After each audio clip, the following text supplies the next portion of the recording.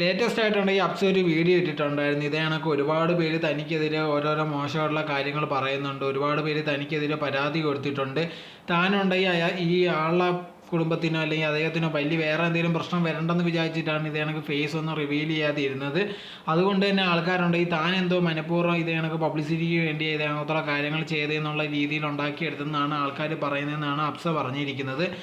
അതിനെ തുടർന്നുണ്ടെങ്കിൽ ഒരുപാട് പേര് തന്നെ ഉണ്ടെങ്കിൽ ഡീഫെയിം ചെയ്യാൻ ശ്രമിക്കുന്നുണ്ട്. അത് ഇനി ഒരിക്കലും ഉണ്ടെങ്കിൽ താൻ വെച്ച് പൊറിപ്പിക്കത്തില്ല. ഇതിനെതിരെ ഉണ്ടെങ്കിൽ താൻ കേസ് കൊടുക്കണമെന്ന് തീരുമാനിച്ചിരിക്കുകയാണ്. പക്ഷെ അത് തനിക്ക് എങ്ങനെ ചെയ്യേണ്ടതെന്ന് അറിയത്തില്ല. ഇത് കാണുന്ന ആരെങ്കിലും ഉണ്ടെങ്കിൽ തീർച്ചയായിട്ടും ഇതേ കണക്ക് തന്നെ സഹായിക്കണം, ഇതിനെക്കുറിച്ചുള്ള കാര്യങ്ങൾ പറഞ്ഞു തരണമെന്നാണ് അപ്സ പറഞ്ഞിരിക്കുന്നത്. അതോടെ തന്നെ മെയിൻ ഒരു കാര്യം ഇതേ കണക്ക് അപ്സ പറയുന്നുണ്ട്, താൻ ചെയ്തത് തെറ്റാണ്, അല്ലെങ്കിൽ ഇതേ കണക്കുണ്ടെങ്കിൽ നടന്നിട്ടില്ലെങ്കിൽ തീർച്ചയായിട്ടും ഈ വീഡിയോയിലുള്ള ആൾക്കുണ്ടെങ്കിൽ ഇയാളുടെ ബന്ധുക്കളോ ആൾക്കാരോ കണ്ടു കഴിഞ്ഞാൽ ആരാന്ന് മനസ്സിലാവുന്നതായിരിക്കും. അദ്ദേഹമോ അല്ലെങ്കിൽ അദ്ദേഹത്തിൻ്റെ ബന്ധുക്കളോ ഇതേ കണക്ക് വന്ന് തനിക്കെതിരെ കേസ് കൊടുക്കാത്ത എന്താണെന്നാണ് ഇതേ കണക്ക് അപ്സ ചോദിക്കുന്നത്. ഇപ്പോൾ സാധാ രീതിയിൽ നമ്മളായിരുന്നാൽ പോലും നമുക്ക് ഇതേ കണക്കുള്ളൊരു വിഷയം ഉണ്ടായി, ആളുടെ ഐഡൻറ്റിറ്റി ഒന്നും ഇതേ കണക്ക് വെളിപ്പെടുത്തിയിട്ടില്ല. അങ്ങനെ ഇരിക്കുന്ന സമയത്ത് ഒരു ആളും ഇതേ കണക്ക് ഉണ്ടെങ്കിൽ വന്ന് താനാണ് ഇത്, താൻ ഒരു തെറ്റും ചെയ്തിട്ടില്ല എന്ന് പറയത്തില്ല. അങ്ങനെ ചെയ്ത് കഴിഞ്ഞാൽ തീർച്ചയായിട്ടും ഉണ്ടെങ്കിൽ അയാളുടെ മേലായിരിക്കും ഏറ്റവും കൂടുതൽ ഡൗട്ട് വരുന്നത്.